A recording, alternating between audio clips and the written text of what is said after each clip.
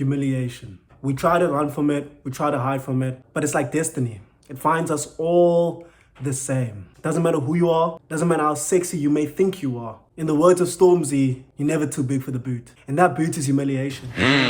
Based on the title, you know what this video is about. Humiliation rituals. And I feel like I'm the right person to talk about it because I've got a strong relationship with humiliation. Humiliation has followed me throughout my walk in life. And if you know me, you know that statement is true. I still get humiliated to this day. To this day! On the Deontay Wilder thing. But without further ado, the first thing I'd like to discuss is battle rap. In particular, there's one clip I saw from a show called Pen Game. And the one guy told his opponent that his mom is 82% go-kart. Bear in mind, she's in a wheelchair. And I'm not gonna lie, it doesn't matter if I have the lyrical capabilities to combat that. I don't have the emotional capabilities to withstand those kinds of bars against me or my family members, you know? And that's the worst thing. If you do not have the bars to combat your opponent, you're as good as dead. You walked into your funeral. You have no business being there. In the words of A. You have no future here.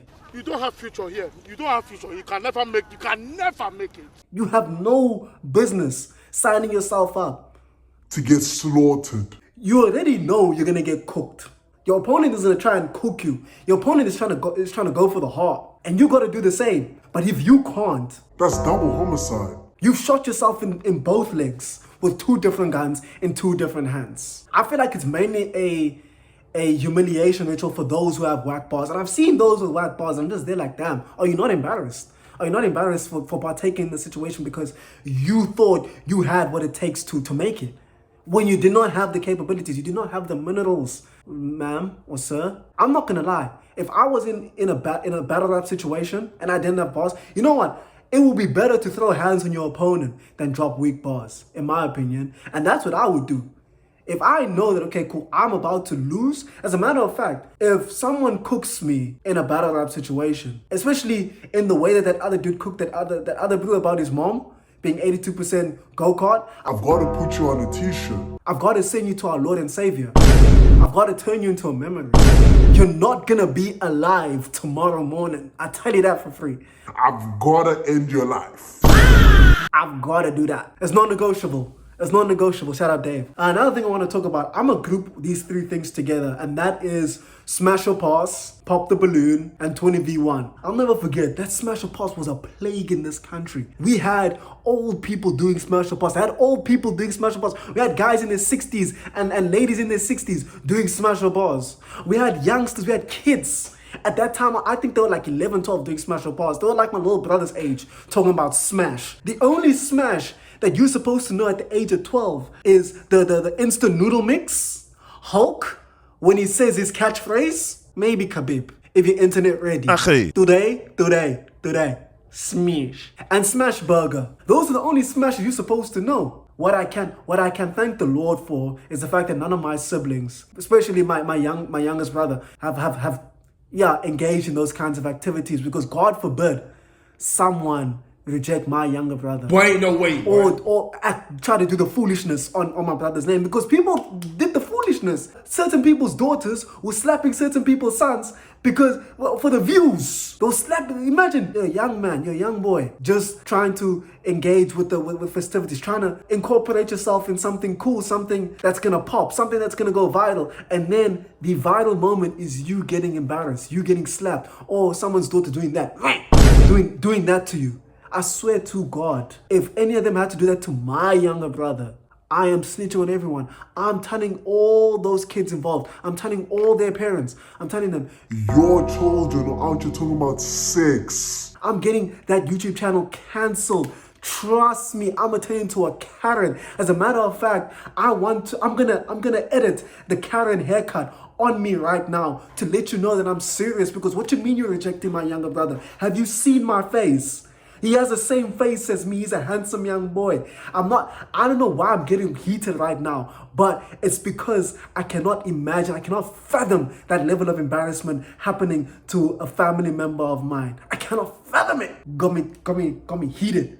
Yeah. Also the Pop the Balloon That's just a whole lot of foolishness. Because not once have I ever seen a Cinderella story. Not once have I ever seen the pop the balloon ending with a happy ending. There's been no happy endings whatsoever. Maybe you leave with someone, but it hasn't lasted. I haven't seen or heard of any couple that has left together from that show that are still together. That show is just the whole premise is just pure foolishness, because people they open their mouth and they say foolish things. Guys act foolish, talking about money, talking about being a high value man, talking about their masculinity. Woman saying, I want a man in his masculine. I want to be my femininity. They want to say all these things that come from Kevin Samuels. You watch one Kevin Samuels video and all of a sudden you're talking about being a high value man. That's the thing.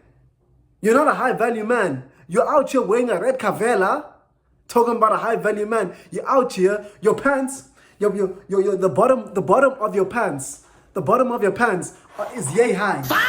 It's long pants, by the way. And you want to walk in, you're talking about you're a high value man. Dress the part. You got me. See, the walls are echoing because of the passion in my soul regarding how much it just pisses me off to see how people go on the show, they embarrass themselves. And some people, they don't even do it. Like, the only issue is going on the show. Like that lady Uche. Hi, my name is Uche. My name is Uche. Uche, how old are you? She went on the show, she just said hi, my name is, and everyone locked her off. Pop, pop, pop, pop, pop, pop, pop. They popped off. Literally, they popped off because of her voice. She came there and she looked so innocent. She didn't look like she was on foolishness. Now she's a meme. She was a meme. Damn. People go on there and they leave as a meme. The only person that left as a meme that made the most of it was Aaron the Plumber, because he stood on business. Shout out Aaron the Plumber. But I just don't understand why people go on that show. Because besides Aaron the Plumber, no one who has entered the show trying to act a fool has built anything credible on a social media standpoint. They haven't generated any clout from it. Besides that one moment where we've looked at you and we've laughed at you and we've said, look at this dude. I don't like that at all.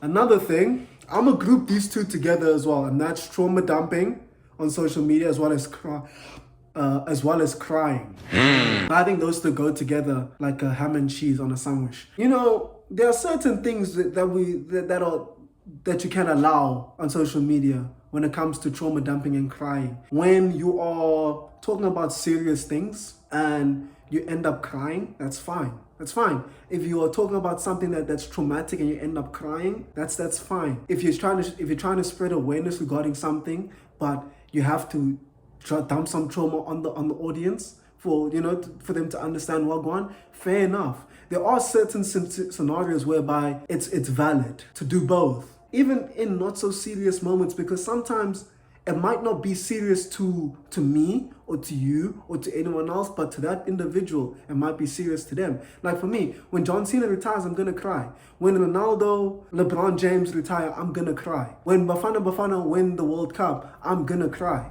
It might not be important to you, but it's important to me. It means something to me. So, yeah, now I understand it, but there are certain people out there, you'll have a heartbreak. Someone will do you dirty and you start crying. And when you're crying, the first thing you think to do is to put your cell phone up, put your camera on and record yourself. Because there are people that do that, that self-improvement edits where like they're crying and then they're sort of crying and upset and then they're all happy-go-lucky. Like you legit put the phone there and you recorded yourself crying. You put the phone there and you recorded yourself being depressed. Are you not embarrassed? Get out of here. I remember once I recorded myself crying. I'm not gonna lie. I recorded myself crying and then the next day I looked at the video. And I'll be honest, I'll give context. It was about John Cena retiring, and I wanted to post that video of me crying, asking the WWE if I could be John Cena's last match. Boy, ain't no way, boy. I'll be honest, that's exactly what I cried about. I looked at that video and I was like, wow. I don't think I would be able to live with myself had I posted that on social media. So yeah. That's I'll be honest, I cried. But then I realized the foolishness in what I was doing. And I deleted the video. No one will know. No one will be able to know how that video even looked besides me. But some of you, we know how it looked when you were crying because that boy didn't answer your message, or that girl was busy with another guy in the room, and you were knocking, asking for your hand back. So then you left and you started crying on social media. Hey! Also, there was this trend, whereby you say 2025 is my year, and then the second slide is like directed behind the third slide is all like the things that have gone wrong and then some trauma dumping and stuff like that. At certain things I feel sorry for certain people based off the certain things that I've seen, but there are things I looked at and I'm like, are you sure you want to disclose that with us and not a paid professional, a trained professional? Because wow, some of the things, y'all have no shame. Y'all are not afraid to let the people know about the traumas in your lives. That's crazy. Wouldn't let that happen to me though. Wouldn't let that shit happen to me though. My traumas, I deal with them myself. And like, there was this other trend where it was talking about the man of the year, and then women would showcase how they get done dirty by certain donnies. And it's just like, okay, some of them were kind of sad, but then there are others where it's like, why would you expose yourself? Why would you show us how you got cooked? Why would you show us how someone else's son done Jogo Bonito with your heart? Someone's son turned into prime Neymar with your heart. Why do you wanna show us that? And Jens did the same thing too. Jens also do that, showing us how someone's daughter turned into prime Ronaldinho with their hearts. Talking about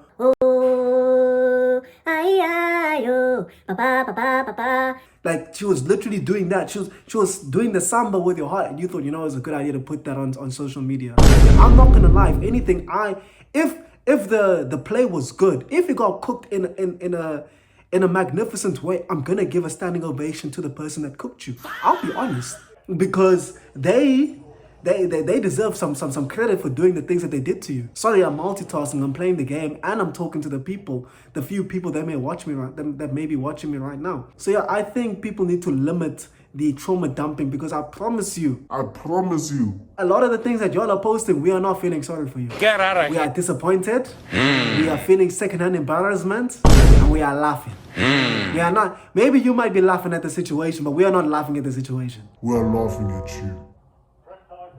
We're laughing at you.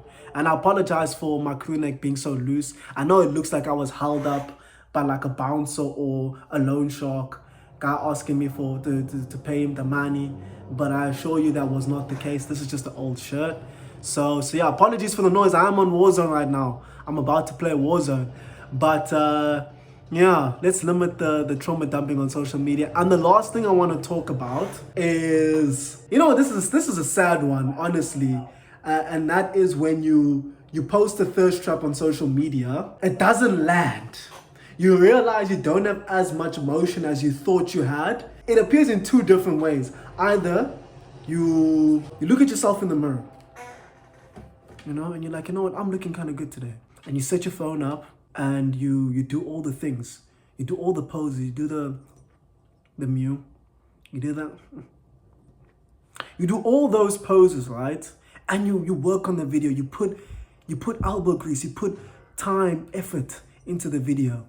You post it, you go to bed, you wake up the next day. 1 like, 3 views. 1 like and 3 views. But you know what? That's not that bad, in my opinion. Because if it blows up, you run the risk of getting cooked. You run the risk of getting cooked by the crowd. Because I feel like that's worse. Because if you get 1 like and 3 views, yes, that's embarrassing. But guess what? You can try again. It's not a train smash. You're better off getting no views, getting minimal views. Ship it. But like I'm saying, it's better to not have any traction than to have traction and get cooked. You know what I'm saying? People out here calling you chopped, because then it's like, okay, am I chopped? Am I cooked? That's not ridiculous to say that. It's better to not have any emotion than to be cooked on social media. Because then you kind of have to come to terms with the fact that you might be chopped, like you might be cooked, And that's a reality I wouldn't wish on my worst enemy. As a matter of fact, I would wish it on my worst enemy, because why not? Why not? Why would I not? I think that's about it. I've done that. I've posted a couple of thirst traps that didn't land. But like, yeah, you know, I don't think that's embarrassing. I think if anything, it is just the algorithm telling you, you know what, try again. So yeah, just try again. You know, don't. Yo, dude, I've shot this video at least 5 times. I was trying to make it less than 20 minutes, and yeah, it's not gonna be the case. Suit him, dude. Suit him. I wish I was streaming right now, because if I was streaming, then it would make sense, and like you could see what I was doing. You could see like the carnage I'm doing on Warzone right now. You know, if you like these videos, please like, subscribe, comment, share, and yeah, I will see you guys in the next video. Much love from my side. So yeah, thank you. Cheers.